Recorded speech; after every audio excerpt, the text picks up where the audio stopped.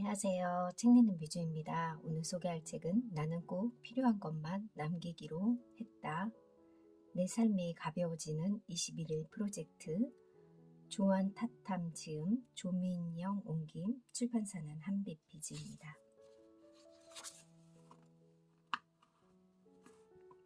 내 힘과 영감의 원천인 남편, 줄리앵에게 소중하고 충실한 친구 플로랑스 미리암, 에마니엘에게 내 모든 삶을 가능하게 해준 엄마에게 당신들의 무조건적인 지지와 사랑에 감사하며. 프롤로그. 불필요한 것에서 벗어나면 자유로워진다. 나는 그렇게 부유한 환경에서 자라지 않았지만 살면서 부족하다고 느껴본 적은 없다. 이제 와서 돌이켜보면 제법 풍족하게 자랐다고까지 말할 수 있다. 장난감이 없어서 놀지 못한 적은 없었고 늘 배불리 먹고 옷도 항상 단정하게 입었다.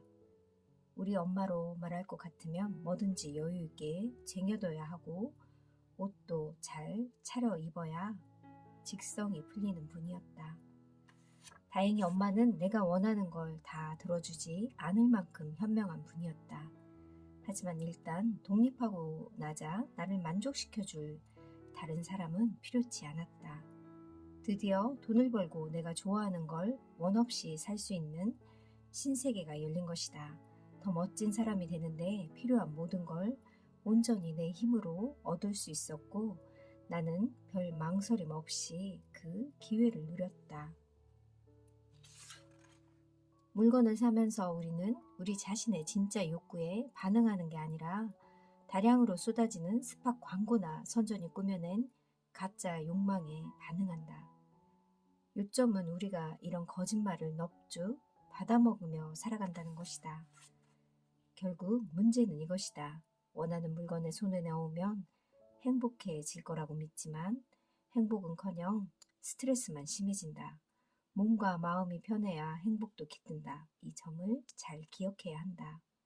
이 깨달음이 나를 미니멀 라이프로 이끌었고 내가 생각한 것과 알아낸 것들을 블로그에 공유하기 시작했다.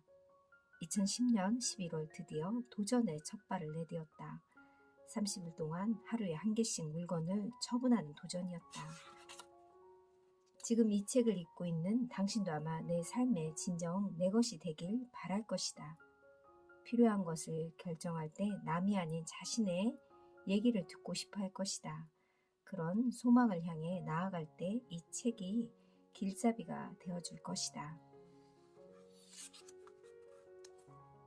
차례 1부 나는 이렇게 시작했다.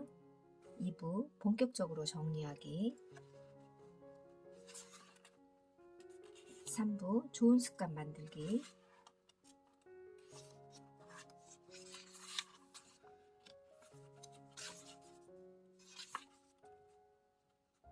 내가 강조하고 싶은 건 욕구를 충족시키는 방법은 엄연히 다르다는 것이다. 사랑받고 싶은 마음도 일종의 욕구다. 당신 앞에는 그 욕구를 만족시킬 다양한 경우의 수가 있다. 사랑받고 싶은 대상과 취향이 비슷한 음식에 관심을 갖거나 그와 같은 스타일의 옷을 고를 수 있다. 있는 그대로의 모습을 유지하면서 상대방이 당신을 알아가게 만들 수도 있다. 욕구를 충족시키는 방법이 단순하게 나쁘다 혹은 바람직하다라고 말하기는 힘들다. 문제는 균형이다. 하루는 24시간 뿐이고 잠자느라 8시간을 침대에서 보낸다고 가정하면 우리가 쓸 수 있는 시간은 그나마도 16시간으로 줄어든다. 거듭 말하지만 긍정적인 에너지는 부정적인 에너지를 자리를 뺏기고 사라져 버린다. 균형이 무너지면 어떻게 된다는 건 누구나 잘 알고 있지 않은가? 희소식은 이 에너지의 균형을 되찾기가 그리 어렵지 않다는 것이다. 당연히 약간의 노력은 필요하다. 오늘 당장 다음 질문들에 답하는 것부터 시작해보자. 이 책에는 이렇게 질문과 제시하는 부분들이 있고 자기가 서술하는 식으로 되어 있는 부분들이 많이 있습니다. 선 긋기, 한계를 설정하는 것, 즉 선을 긋는다는 게 무슨 뜻일까? 한계란 다른 사람이 다가오는 것을 바라지 않거나 당신 스스로 넘기를 바라지 않는 경계나 특정 지점을 말한다. 예를 들면 다음과 같다. 우리가 타인에게 대해 그은 선은 우리의 자유와 욕구를 지켜준다. 우리가 자신에 대해 그은 선은 통제력을 발휘해 목표에 도달하고 의식적으로 내가 가치에 따라 행동하게 해준다.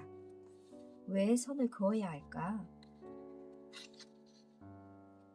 시간이란 비용도 만만치 않았다. 미셸은 시도 때도 없이 전화를 하고 문자와 이메일을 보냈다. 그러는 통에 일할 때 맥이 끊기거나 자다 깨기 일쑤였다.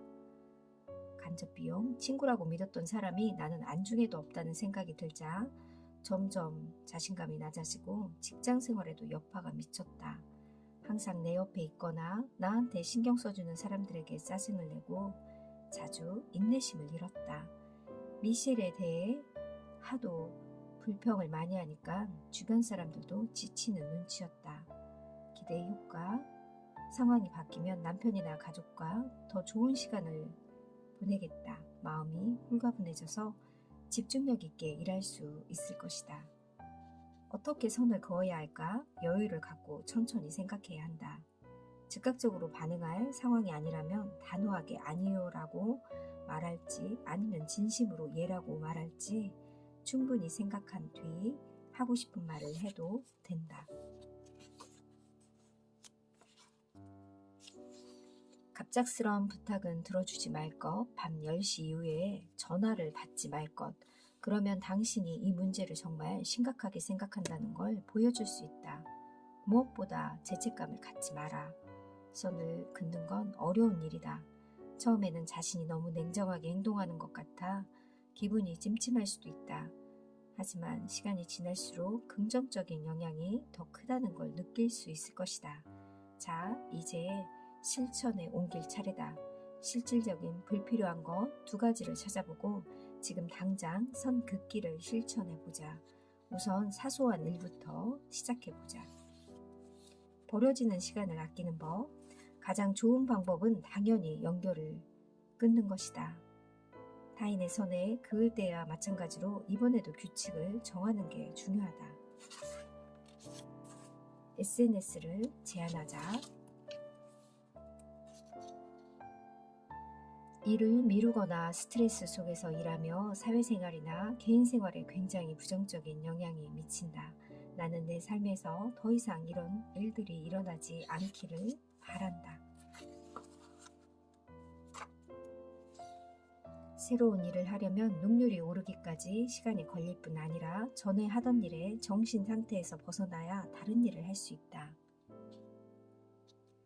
편안하게 일하기까지 약간 짜증나는 상태를 거쳐야 하며 그 주 내내 몇 번씩 같은 일을 반복될지 모른다. 기분 전환을 할 수 있는 여가 활동도 한 번에 몰아서 한다는 말은 아니다. 긴장을 푸는 활동은 당연히 여기에는 포함되지 않는다. 이런 활동들은 누가 시키지 않아도 자기도 모르게 몰입할 테니까. 우선순위의 기준을 걸리는 시간.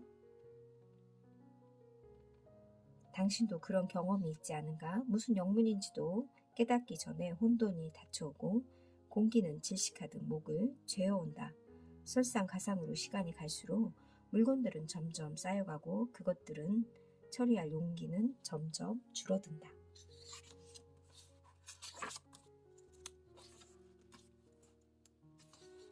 중요한 일에 집중하기. 중요한 일에 집중하기는 우선순위를 정하고 계획을 세우는 수많은 예들 가운데 하나일 뿐이다. 꼭 하지 않아도 되는 불필요한 활동들에는 일단 해방되고 나면 훨씬 잘할 수 있는 일에 집중할 수 있다. 매일 아침 혹은 중요한 일이 있는 전날 저녁, 그날 해야 할 가장 중요한 3가지를 목록으로 만드는 것이다. 이 목록은 아주 간단하지만 그 힘은 매우 강력하다. 덕분에 목표를 향해 차근차근 나아갈 수 있고 자신감도 솟구친다. 이 방법을 실천한다면 중요한 일을 해내지 못한 채 지나가는 날은 하루도 없을 것이다. 오늘의 평가 및 내일의 계획, 다음 주에 해야 할 일들을 전부 목록으로 만들자. 일들의 우선순위를 정하자. 일들 중에서 남에게 부탁할 수 있는 일이 있으면 적절한 사람에게 맡아달라고 부탁하자. 부탁하기가 힘들다면 간단한 일부터 시작해보자. 내일 당장 해야 할 가장 중요한 일 3가지를 지금 적어보자.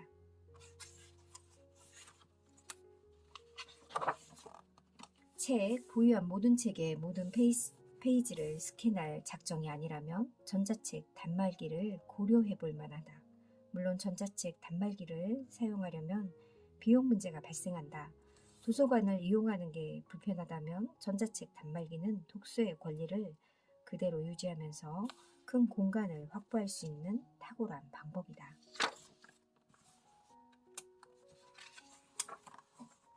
옷장 정리하기. 이 책을 읽고 있다면 다행히 당신은 나처럼 오랜 시간을 끌지 않고 금세 미니멀 라이프에 도전할 수 있을 것이다. 피부에 와닿을 만큼 현실적인 필요성을 못 느낄지 모르지만 적어도 삶에서 불필요한 것을 줄이고 싶은 마음은 들 것이다. 지금이 절호의 기회다. 지금 당장 시작하면 한결 수월하게 미니멀 라이프를 첫 발에 내디딜 수 있다. 이렇게 정리해보자. 망가진 거, 쓸모없는 거, 불편한 거, 스타일에 어울리지 않는 것, 1년 이상 입지 않은 옷, 좀 더 과감하게 1년에 한두 번밖에 입지 않는 옷도 정리해보자. 한두 번 입고 내버려 둔 데는 그럴 만한 이유가 있다.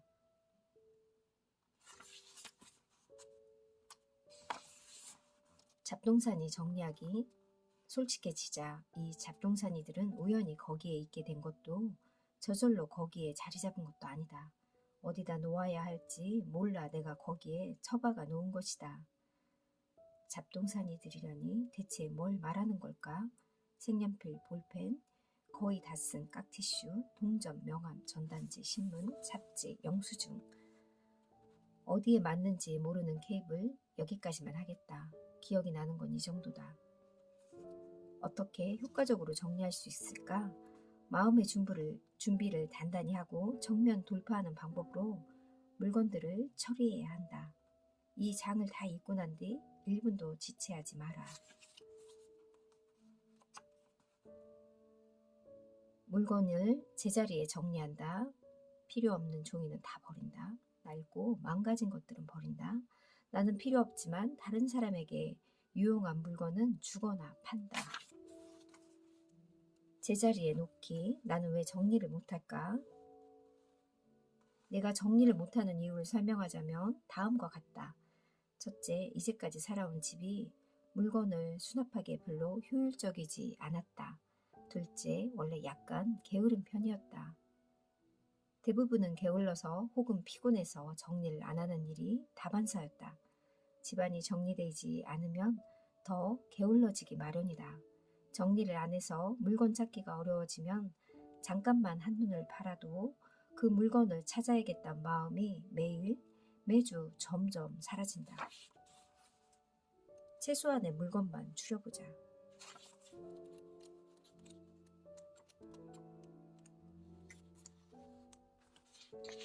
소비 방식을 근본적으로 바꾸자. 나는 돈을 벌기 시작하자마자 닥치는 대로 물건을 사들였다. 옷이나 컴퓨터 용품은 신제품이 나오기가 무섭게 다량으로 구입했기 때문에 항상 구매 1순위를 차지했다. 과소비. 나는 입던 옷만 입는 버릇이 있고 컴퓨터 용품들도 단기간에 집중적으로 사용하는 편이라 빨리 닳고 빨리 망가졌다. 게다가 값싸고 질 낮은 제품들이 압도적으로 많다 보니 금방 못 쓰게 됐다. 쌓아두기. 쇼핑은 다른 쇼핑을 부르는 법. 나는 하루가 멀다 하고 물건을 사들였다. 언제 뭐가 필요할지 누구도 알 수 없기 때문에 사둔 물건들이 쓸모가 없어지자 이번엔 그것들을 버리느라 고생이 이만저만이 아니었다. 이거 하나만 알아두자. 질 낮은 물건을 사면 그만큼 더 자주 새 물건으로 바꿔야 한다. 따라서 품질을 우선하는 것이 합리적인 해결책이다. 다시 채우지 않는 습관 들이기. 당신은 지금까지 이 책을 읽으면서 여러 가지 일들을 해냈다. 덕분에 어떻게 해야 올바른 출발선에 설 수 있는지 알아냈다. 아직 더 연습할 부분이 남아있지만 분명 여기까지 잘 해냈다. 축하한다. 오랫동안 홀로 혹은 당신이 좋아하는 사람과 함께 숲을 거닐어보자. 푹신한 소파에 편안하게 앉아 책을 읽자. 운동을 하거나 새로운 일을 시도해보자. 집에서 혼자 춤추는 시간을 갖는 것도 좋다. 카페의 테라스에 앉아 지나가는 사람들을 바라보는 것도 좋다. 할 수 있는 모든 일을 하든 하나만 하든 하나도 하지 않든 전혀 다른 일을 하든 즐겨라. 마지막 21차에는 종합평가, 당신이 완성한 것 이런 식으로 또 질문과 답을 하는 그런 부분들이 있습니다. 에필로그, 진짜 새 출발은 이제부터다.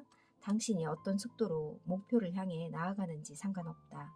가장 중요한 건 과정이란 사실을 마음에 새겨라. 생각보다 시간이 훨씬 많이 걸린다면 그냥 그대로 천천히 가면 된다. 이 기회를 이용해 과정의 각 단계를 천천히 음미하라. 마음가짐을 유지할 수 있도록 필요하다면 이 여정을 주저하지 말고 친구와 함께 하라. 어떤 일에 성공했다면 크든 작든 그 성공을 축하하라. 당신은 그럴 자격이 있다. 문득 생각하니 내가 소유한 모든 것은 나를 더 나은 사람으로 만들기는커녕 힘껏 짓누르고 있었다. 이 책에서는 꼭 필요한 것만 놔두라고 하고요. 3주 프로젝트로 3주 동안 조금씩 버릴 것과 남길 것을 행동하게끔 만드는 그런 질문과 지침들이 있어서 유용하게 이 책대로 하면 정말 버릴 수 있겠다는 생각이 들었습니다. 버리기에 좋은 그런 계절이고 정리하기 좋은 그런 계절이니 여러분들도 불필요한 것은 버리는 그런 날이 되길 바랄게요. 감사합니다.